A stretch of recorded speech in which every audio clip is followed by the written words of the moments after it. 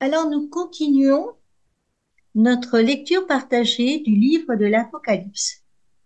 La dernière fois, en introduction, nous avons vu que la visée des Apocalypses, c'était pas de prévenir l'avenir, pas de reconstituer le passé, mais d'adresser au lecteur ce message d'urgence du présent et ce message très simple que Dieu a toujours, de toute façon, le dernier mot de l'histoire.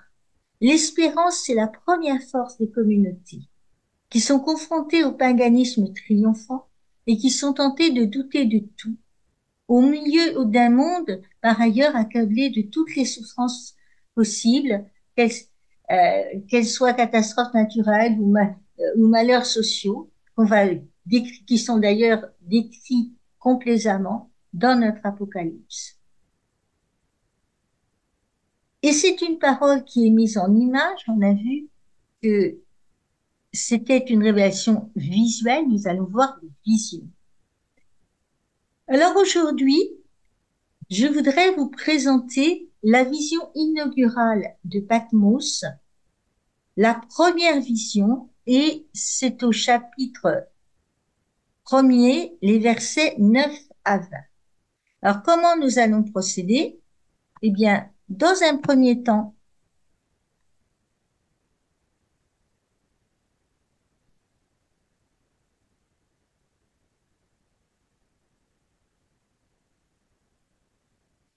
je vais vous montrer le plan si la machine accepte de le donner. Voilà le plan d'exposé, merci. Merci pour votre patience. D'abord le texte, nous allons lire le texte ensemble. On va situer le lieu où se trouvait Jean quand il a eu cette vision, et puis regarder un petit peu par le menu toutes les significations des symboles de la vision. On va terminer en affichant simplement des parallèles principaux avec le livre de Daniel, et puis on tâchera de trouver une petite conclusion. Alors d'abord le texte. Moi, Jean, votre frère, partageant avec vous la détresse, la royauté et la persévérance en Jésus, je me trouvais dans l'île de Patmos à cause de la parole de Dieu et du témoignage de Jésus. Je fus saisi en esprit le jour du Seigneur et j'entendis derrière moi une voix forte, pareille au son d'une trompette. Elle disait, « Ce que tu vois, écris-le dans un livre et envoie-le aux 7 églises, à Éphèse, Smyrne, Pergame, Thyatire, Sardes, Philadelphie et Laodicée. » Je me retournai pour regarder quelle était cette voix qui me parlait. M'étant retourné, j'ai vu 7 chandeliers d'or, et au milieu des chandeliers, un être qui semblait un fils d'homme, revêtu d'une longue tunique, une ceinture d'or à hauteur de poitrine.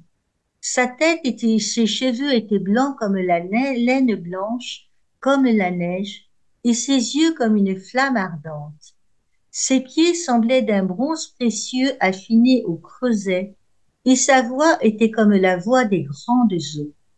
Il avait dans sa main droite 7 étoiles. De sa bouche sortait un glaive acéré à 2 tranchants. Son visage brillait comme brille le soleil dans sa puissance. Quand je le vis, je tombai à ses pieds comme mort, mais il posa sur moi sa main droite en disant, « Ne crains pas, moi, je suis le premier et le dernier, le vivant, j'étais mort et me voilà vivant pour les siècles des siècles, je détiens les clés de la mort et du séjour des morts. Écris donc ce que tu as vu, ce qui est, ce qui va ensuite advenir. Quant au mystère des 7 étoiles que tu as vues sur ma main droite et celui des 7 chandeliers d'or, les 7 étoiles sont les anges des 7 églises et les 7 chandeliers sont les 7 églises. » Cette vision inaugurale rappelle le contexte historique de persécution. Alors, je vous avais dit la dernière fois, on ne savait pas trop si c'était Néron ou Domitien, et ça désigne un contexte proche, à savoir une assemblée dominicale vécue comme le lieu même d'une expérience qu'on qualifiera de pascale, susceptible de dynamiser la communauté en situation précaire, en lui insufflant l'énergie spirituelle dont elle a besoin pour affronter l'épreuve, quelle que soit la nature de l'épreuve en cours. Elle revêt surtout la forme de ce qu'on appelle une manifestation, une théophanie, une manifestation de Dieu, du Christ, qui est manifestation de la gloire divine du ressuscité, en situation de juge suprême, identifié à la parole divine en elle-même et de ce fait indissociable des églises, non seulement dans leur figure céleste, les 7 étoiles on verra, mais également dans leur réalité terrestre, les 7 chandeliers.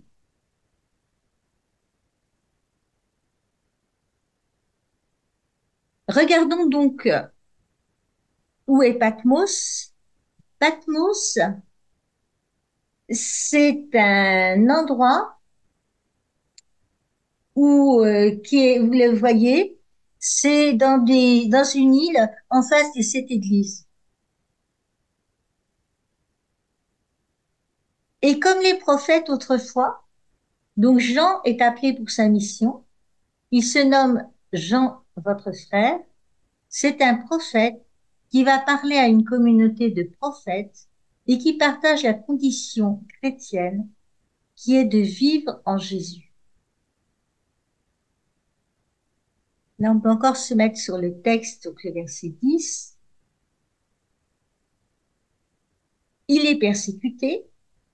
Il a été en fait exilé dans cette île à cause de ses paroles et de son apostolat. Et il est saisi en esprit. C'est le caractère surnaturel de la révélation qu'il nous transmet. Il ne dit rien sur la manière dont il l'a reçu. Sous l'emprise de l'esprit, Jean a eu cette intelligence en mystérieuse prophétique des réalités célestes et de l'être véritable de cette Église. Il fait cette expérience le jour du Seigneur. Et c'est bien la première fois qu'apparaît le mot dimanche, jour du Seigneur, le jour où l'on célèbre le triomphe pascal du Christ et l'annonce de sa venue définitive. Voilà ce qui va donner à ce livre son aspect liturgique, le jour du Seigneur.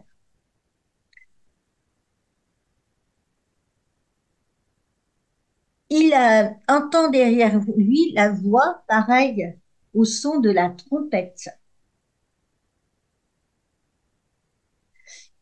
La trompette qui annonce toujours, ce sont des trompettes qui vont annoncer les événements et elle dit ce que tu vois, écris-le dans un livre, envoie-le à cette église et cette église, ça sera l'objet des 2 conférences suivantes, celle qui va porter sur le chapitre 2 et celle qui va porter sur le chapitre 3.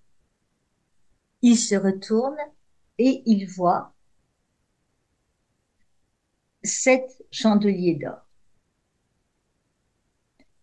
Alors, les chandeliers d'or, les voilà. A priori, on voit, ce sont les églises mues par la charité du Christ. J'espère que vous voyez sur la flèche ces 7 chandeliers d'or. Ici, c'est une image qui a été créée par un artiste qu'on appelle Gretchen, c'est dans une église d'Auvergne. Vous pourrez voir les toiles, les tableaux de cette église d'Auvergne.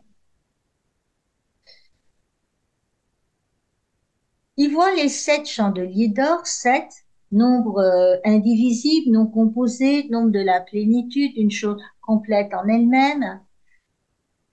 Et l'unité et la diversité, et des fois on divise en 2, 3 c'est le nombre divin, 4 le nombre de l'homme. Il est revêtu. Au milieu, il y a quelqu'un qui ressemble à un fils d'homme, le Christ.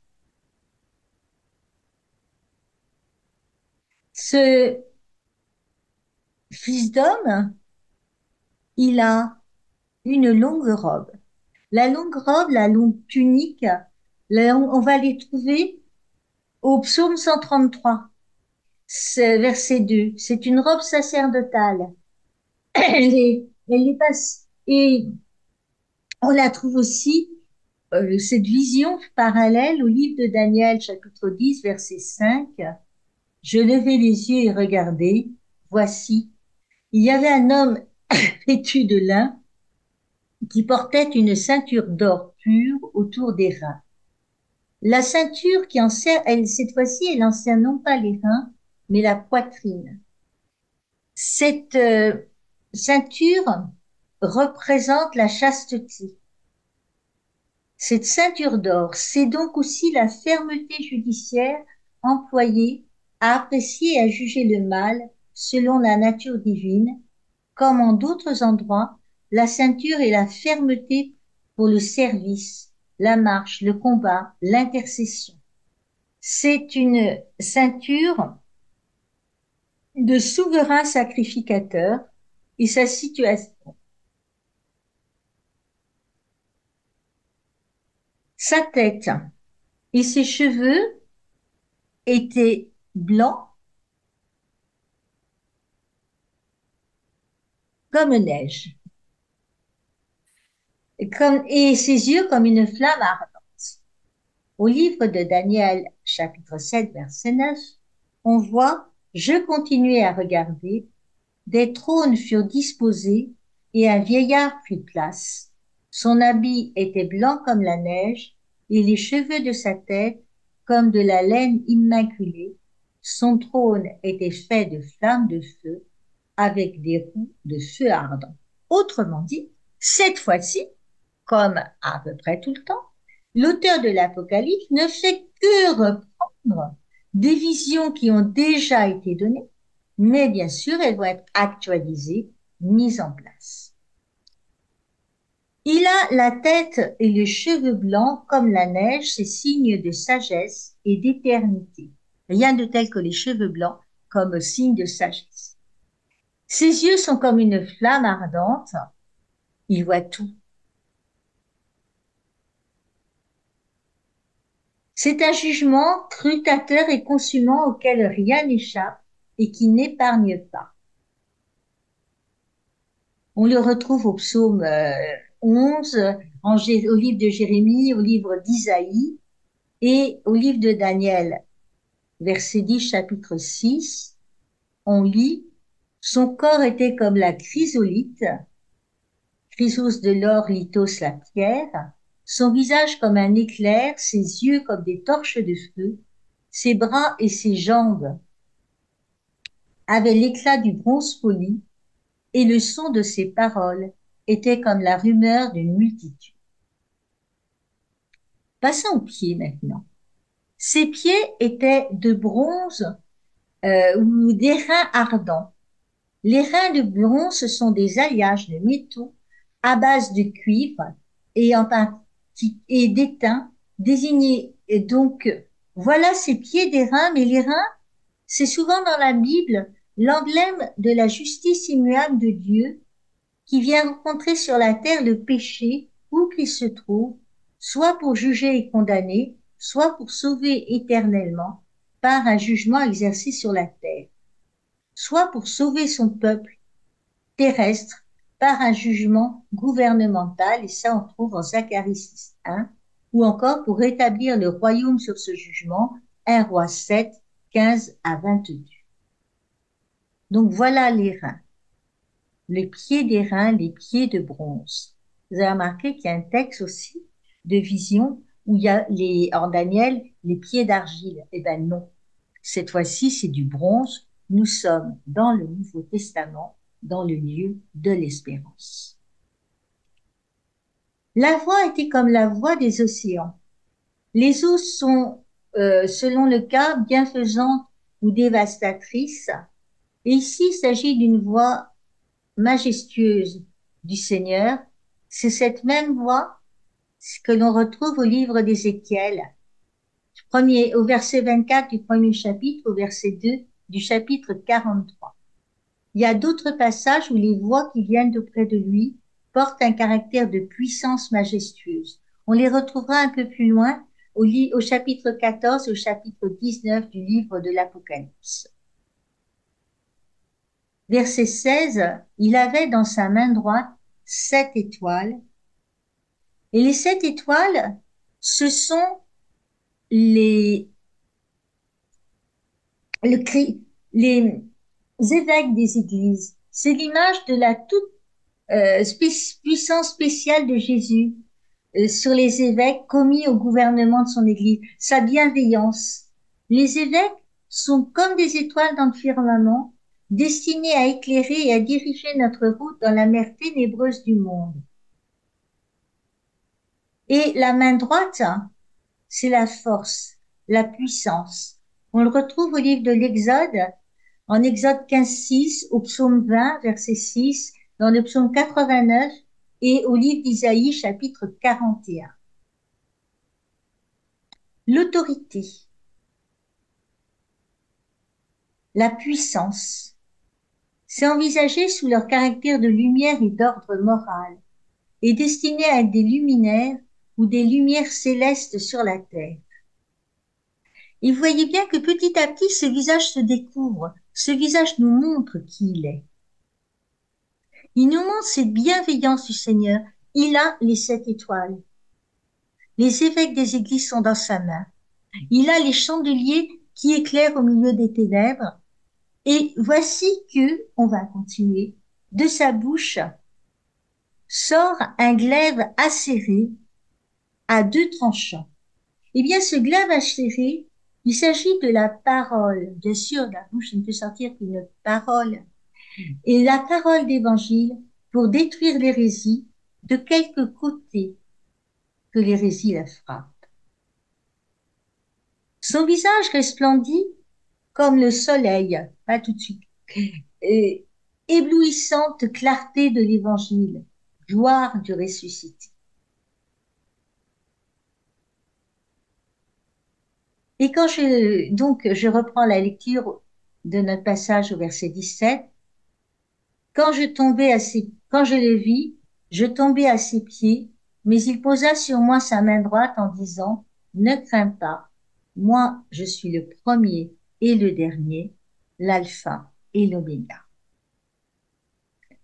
Alors bien sûr, le texte que je vous lis, le texte du livre d'Apocalypse, c'est la version liturgique de la Bible, celle qu'on entend a priori dans les cultes dans nos églises.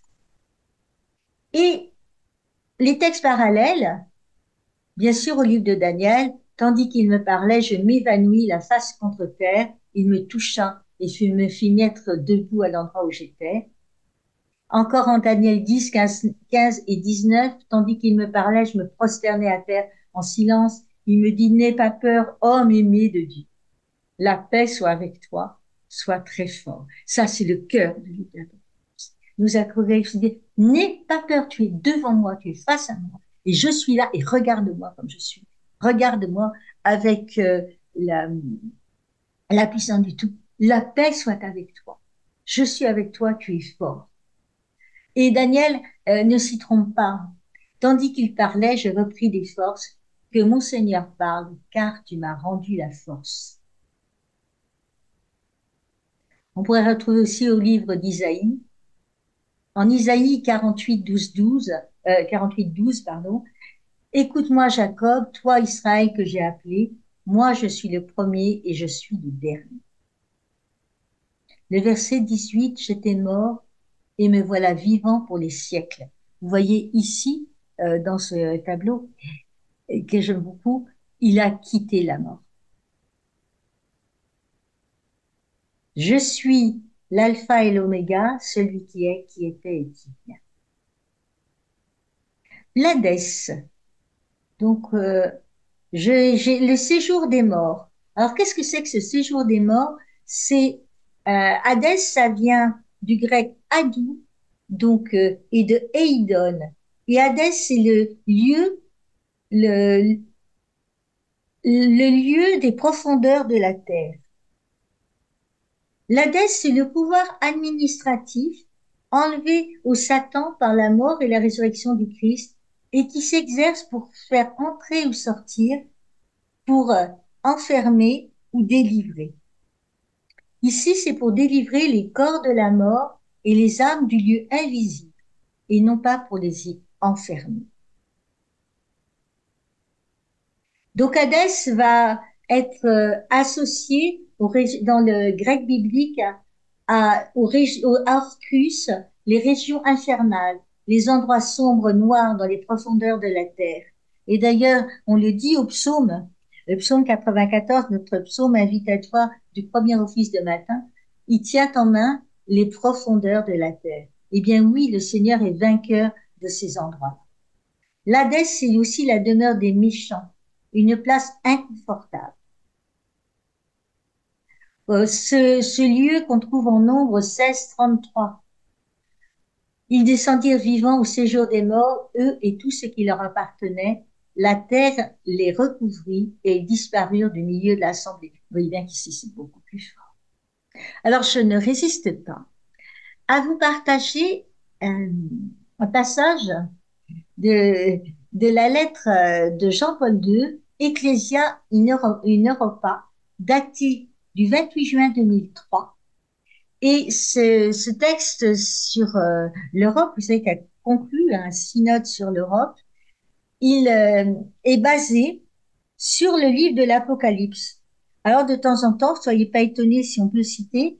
Et voilà le paragraphe 6. En un temps de persécution, de tribulations et d'égarements pour l'Église, à l'époque de l'auteur de l'Apocalypse, Apocalypse 1:9, la parole qui retentit dans la vision est une parole d'espérance. Sois sans crainte, je suis le premier et le dernier, je suis le vivant, j'étais mort, mais me voici vivant pour les siècles des siècles, et je détiens les clés de la mort. Et du séjour des morts.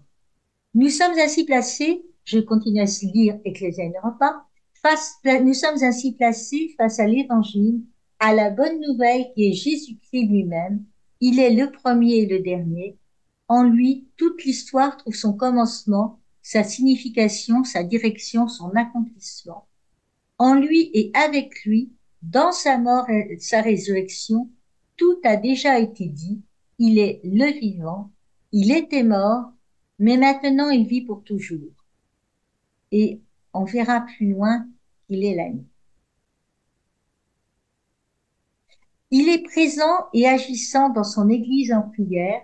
Il est aussi celui qui vient à travers la mission et l'action de l'Église tout au long de l'histoire humaine. Je reprends notre livre de l'Apocalypse. Écris donc ce que tu as vu, ce qui est, et ensuite ce qui va advenir. Il écrit la vision. Alors, d'autres parallèles, c'est le livre de Daniel, chapitre 2, versets 28, 29 et 45. Apocalypse 1:1, Apocalypse 4:1, qu'on verra plus tard, et Apocalypse 22, 6, 16, que nous gardons pour la fin. Quant au verset 20, Apocalypse chapitre 1, quant au mystère des 7 étoiles que tu as vues sur ma main droite, et celui des 7 chandeliers d'or, les 7 étoiles sont les anges des 7 églises, et les 7 chandeliers sont les 7 églises. Donc c'est un texte qui donne sa propre interprétation, sa propre lecture. Donc le verset 20 nous découvre donc ce sens allégorique des candélabres et des étoiles, et c'est vraiment la clé pour nous faire comprendre que toutes les allégories dont son livre est rempli et sont là pour nous avertir de ne pas prendre à la lettre ce qui doit être pris ainsi. Alors, voilà les textes parallèles de Daniel, Daniel 7:13, 10:5, 7:9, 19. Je vous laisse les lire. Et en guise de conclusion, je voulais vous dire simplement que c'est la première vision. Jean y a compris la réalité profonde de Jésus, Seigneur et juge. Il sait dès lors ce qui doit arriver ensuite. L'histoire est le lieu où commence de se réaliser cette seigneurie. Elle est en marche vers son achèvement. Vous voyez bien que le Christ qui vient de se manifester là à Jean dans cette vision n'est pas le Jésus familier de la vie publique, mais bien le Fils de l'homme glorifié à la fin des temps.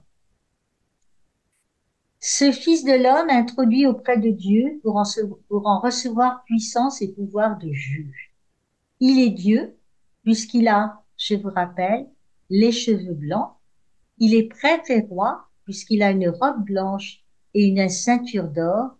Il est juge, au regard pénétrant, éternel et stable, puisqu'il a des cheveux blancs et des pieds de bronze, et l'Église, les 7 étoiles, et dans sa main est sa parole, comme un glaive pour régner. Merci beaucoup de votre attention. La prochaine vidéo sera une vidéo prise en live, en direct avec notre petite troupe, et ce sera peut-être, j'espère, un petit peu plus vivant. Et puis je vous dis à la prochaine fois.